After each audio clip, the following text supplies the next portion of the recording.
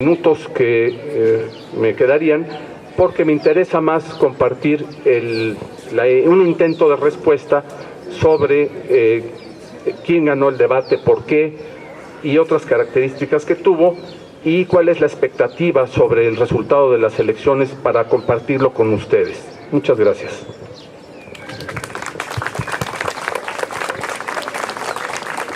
Gracias, Manuel. Sin duda en el debate quedamos muy insatisfechos. Fue un debate caro, acartonado, aún con los cambios, con pocas propuestas, con muchos insultos, con muchas mentiras, ¿no? Y donde prácticamente pues existía la frontera norte, ¿no? La frontera sur, no China, Asia, Venezuela, o sea, nada existió para los candidatos en lo que se refiere a la México en el mundo. Entonces sí deja muchas dudas, y que estamos aquí procurando aclararlas e informarles. Le cedo la palabra al profesor Enrique Pino, profesor de Economía, que será el último participante, y después procedemos a las preguntas. Así es de que no se vayan. Buenos días. Pues creo que hemos tenido la fortuna de escuchar intervenciones realmente que llaman muchísimo la atención. Sin duda que el sistema político mexicano es extremadamente caro. Hay un despilfarro escandaloso de recursos públicos que provienen de los impuestos de la ciudadanía.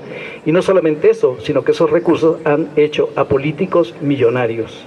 Se ha creado una clase política vinculada a toneladas, millones de pesos, y que ese elemento es un factor cohesionador, y algo tienen en común todos los miembros, dirigencias de los partidos políticos, unos más, otros menos. El clima político electoral que estamos viviendo es una situación que uno trivializa y internaliza a diario, pero que pierde visión de un sistema político extremadamente violento y que desafortunadamente ya ha victimizado a un número muy amplio de candidatos y de militantes. Yo diría, antes de iniciar el punto del que me voy a ocupar como economista que soy, yo diría que las próximas semanas serán cruciales para el desenlace de las elecciones presidenciales.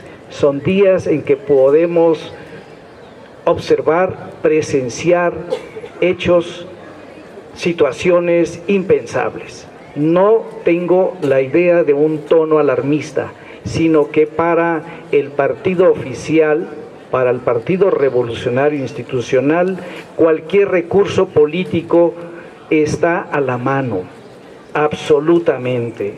Y nosotros como universitarios debemos de seguir con mucha atención ese curso de las próximas semanas, porque puede buscarse un cambio, un giro en la situación. Hay indicios clarísimos que el expediente violento puede ser utilizado a amplitud. Ese es el primer tema. Y la universidad es un excelente sitio, es un sitio de reflexión, de consideración y de acción, de iniciativas. Las universidades públicas representan un bastión invaluable para seguir construyendo esta democracia a medias, incompleta. Y es un punto que no podemos olvidar. Es una fortuna que la Universidad Metropolitana y muchas universidades públicas estarán abiertas, estarán funcionando en los días previos y posteriores al proceso electoral, que puede ser tan complejo como las últimas semanas y como los días que estamos viviendo. El 1 de julio, finalmente, la ciudadanía, jóvenes, adultos, hombres, mujeres, tendrán que definiremos una preferencia electoral. Soy de la opinión que un sector ya muy amplio del electorado, de la ciudadanía, tiene prácticamente definido su voto. Pero hay un porcentaje que se habla desde un 15, 20, 30, hasta un 40% de la ciudadanía que no ha terminado por decidir una preferencia electoral. Entonces el tema del que me voy a ocupar es sobre qué criterios creemos los científicos sociales que el electorado en México toma una decisión en esta materia. Y aventurándome, sin ser sociólogo, sin duda que un elemento que es clave en las preferencias electorales es la personalidad de los candidatos. No podemos sustraernos a este rasgo. ¿Qué personalidad, qué candidato tiene carisma, tiene capacidad de comunicación? ¿Qué candidato tiene la habilidad de leer, de enviar un mensaje que conecta, como dicen los jóvenes, con la población? Y claro, la población son clases, son sectores, son estratos. Y probablemente uno de los sectores más difíciles es el electorado universitario, por su propia naturaleza. Para nosotros el carisma cuenta, la capacidad de comunicación es decisiva. Pero también cuenta y debe contar el programa, la plataforma, las intenciones de gobierno, con quién, para quién y cómo gobernar, y sobre qué temas introducir en la agenda. Entonces yo me voy a referir al programa económico de Obrador exclusivamente. Yo tengo claro el asunto, no es un tema que me haya costado demasiada dificultad inclinarme por Obrador. Entonces, pero esto no quiere decir que tengamos una preferencia acrítica, que no sepamos de las limitaciones que acompañan a este candidato y que, sabemos bien que él es parte, es resultado también de esa clase política que aquí hemos analizado, sin duda alguna. Es más, yo diría que la sociedad mexicana ha experimentado cambios importantes de su punto de vista, de sus opiniones sobre la cuestión electoral. Es una sociedad que ha cambiado, que empieza a madurar, y yo diría que los actores políticos que hoy encabezan el proceso electoral están desfasados, ya no corresponden a las nuevas exigencias de los estudiantes de las clases medias universitarias e incluso de los sectores populares. Las exigencias sociales son mayores, pero la sociedad, la ciudadanía tiene que elegir sobre los que existen, no sobre los candidatos que debieran existir. Eso es importantísimo en política. En política, las decisiones, en mi opinión, están muy normadas por lo que debiera ser, sin duda, las exigencias, las aspiraciones y por lo que realmente son las opciones. Y en ese terreno tomé esa decisión. A final de cuentas, Obrador tiene una intención social, ahora me ocupo, y podemos decir que Obrador es el candidato que tiene la posibilidad, no garantizada, la posibilidad de abrir un nuevo cauce social para el país. Ese es el asunto. Yo tengo clarísimo, creo tener claro, que el señor Anaya, un tipo sin duda con credenciales y méritos, es algo que no podemos desestimar. Y el señor Meade pues tiene clarísimas credenciales académicas. Como le dijo un periodista del debate, usted es un excelente profesor de políticas públicas. Es un profesor, sin denigrar mi oficio, que puede explicar algo en pizarrón, pero que el señor Meade olvida es que él ya estuvo en 2 gobiernos y que nos trae propuestas de políticas públicas que él nunca intentó instrumentar, y no tenemos ninguna garantía. Al contrario, él es continuación de la política económica de los últimos 20 o 25 años.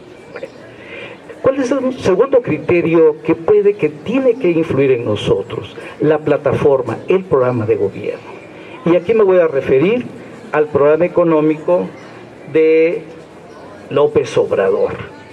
Si uno ve con realismo los planteamientos en materia económica o de política económica, uno tiene que reconocer que es un programa de reformas económicas moderadas en el marco la verdad, en el marco de las propias políticas macroeconómicas de estabilidad que hemos vivido en los últimos 20 o 30 años. Sin embargo, en ese programa hay elementos que sugieren un proceso de reformas económicas moderadas graduales que apuntarían a una cierta reorientación, redireccionamiento de la política económica. Veamos el primero. En el programa económico de Obrador destaca una idea de recuperación gradual, moderada de los salarios, del salario real. En ese planteamiento coincide ampliamente con una exigencia de un sector de los empresarios mexicanos, la Coparmex. Esta capa de medianos y pequeños industriales reconoce que la debilidad, una de las debilidades de la economía mexicana es la del mercado interno. La exagerada, escandalosa concentración del ingreso en las clases medias y altas y la mitad de la población que están con ingresos menores a 3 salarios mínimos, a 3 o 4 salarios mínimos. Entonces los propios empresarios han planteado la necesidad como elemento de reactivación económica fortalecer el ingreso de la población. Y ahí conecta bien, se da esa coincidencia de una política gradual, moderada, pero sí consistente del poder adquisitivo de los salarios. Punto 1. Punto 2. Es de lo más singular los resultados a los que ha llegado la reforma petrolera, la reforma energética. Hoy es ampliamente conocido que de cada 1000 litros de gasolina que se consumen en el país, casi 800 litros proceden de la importación, son compradas en el extranjero. ¿Esto de qué estamos hablando? No solamente de una privatización errónea, sino de que México, un país petrolero, se ha convertido en un importante importador de gasolinas y de muchísimos productos. Esos productos, si se trata de reactivar la economía, ameritan un programa de inversión, tanto pública, gubernamental, como privada. ¿A qué voy en este tema? Se requiere reconstituir y retomar la política industrial en México. México ciertamente es una gran potencia exportadora, sin duda. El petróleo, los energéticos, los productos agrícolas no suman arriba de un 20 o 30% de las exportaciones. El resto son exportaciones de manufacturas, solo que esas manufacturas provienen de un modelo maquilador donde hay un enorme volumen de insumos y partes de las manufacturas importadas. ¿Qué requerimos? Rehacer una buena parte de las cadenas de producción y de valor. Se requiere reindustrializar el país. Eso es una vía importantísima para empezar a abatir el desempleo y fortalecer el ingreso. No se trata, y de esto hay acusaciones falsas, bueno, es un debate electoral, pero nadie está pensando que el país se pueda abstraer y convertirse en una potencia proteccionista que estilo Corea del Norte no va a tener intercambios con el mundo. Bueno, eso es verdaderamente imposible. Pero ¿hacia dónde creo que apunta el programa de Obrador? Hacia una reconstitución del tejido industrial que en una buena parte lo hace. Vean ustedes, los aumentos de salario magros esa capacidad de compra está dirigida, esa capacidad de ingreso muy mermada va hacia productos y bienes de consumo básicos o manufacturas ligeras. Pero esa compra de esos bienes no impacta la cadena de producción, porque la importación masiva de esos bienes hace que el efecto final de ese consumo impacte a las economías asiáticas, por ejemplo. Entonces ahí tenemos un problema. Hay que reconstituir esas cadenas industriales, cadenas de producción, para poder generar empleo. Punto 2. Punto 3. El Tratado de Libre Comercio. Bueno, yo recuerdo hace 30 años, bastante jóvenes, éramos más jóvenes en esa época, tuvimos serias reservas y rechazo absoluto al Telecán, así, tal cual, por 10 razones.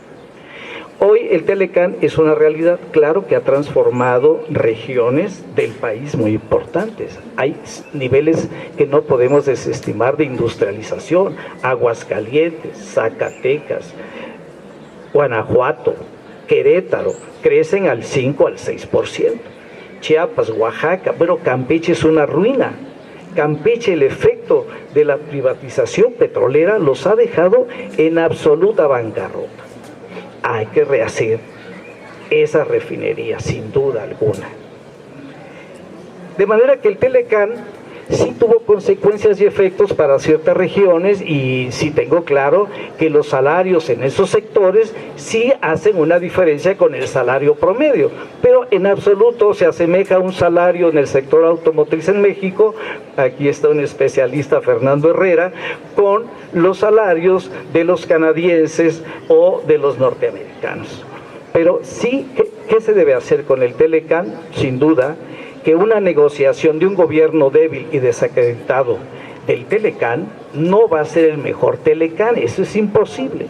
Ese acuerdo debe revisarse por el nuevo gobierno y en todo caso volverse a firmar. Hay un tema clave en el Telecán que quedó fuera prácticamente de los acuerdos, es un acuerdo de comercio y de inversiones, pero si no se aborda en el Telecán un acuerdo, un pacto, un anexo sobre flujos migratorios, estamos mal, porque son millones de personas que participan de ese proceso de los flujos migratorios. Todo el mundo sabe que nuestros paisanos y paisanas envían en promedio más de 25,000 millones de dólares, que prácticamente ya superó los ingresos petroleros y es el doble de los ingresos del turismo internacional. Entonces el Telecán es una realidad, pero debe negociarse y redefinirse los alcances del Tratado de Libre Comercio. Y por último, ¿cómo voy a decir? Nada más quiero mencionar esto. Obrador en el debate del domingo pasado dijo 2 o 3 frases. Él no es un polemista, las cosas por su nombre. No es un polemista, son otras sus capacidades y sus dotes, y yo tengo dudas que cuando la gente después de un debate escucha los planteamientos, no, yo creo que voy a cambiar mi voto. No veo al electorado, a la ciudadanía en ese tono, sin desestimar que un debate aporta. Él planteó algo interesante que dijo, que fue el siguiente: sugirió una alianza para el progreso de México con los países de Centroamérica. Esa idea es fundamental, porque si México tiene una opción de integración y de desarrollo económico, es con América Latina y especialmente con las economías de Centroamérica. Ahí hay muchísimas posibilidades de complementación y de cooperación regional. México necesita reorientar todo su comercio, porque no es posible que un país como México, el 82% de sus exportaciones va a un solo país. Claro, es la potencia número 1 del mundo cuando nos compran, pero si la potencia número 1 te deja de comprar o amenaza con revisar el Telecán, coloca en una encrucijada a el país completo. Tenemos que reorientar el comercio, inversiones hacia América Latina, hacia Centroamérica, pero no como simples exportadores, sino como un problema de integración y desarrollo regional. Y por último, decía, el programa cuenta en una definición del electorado,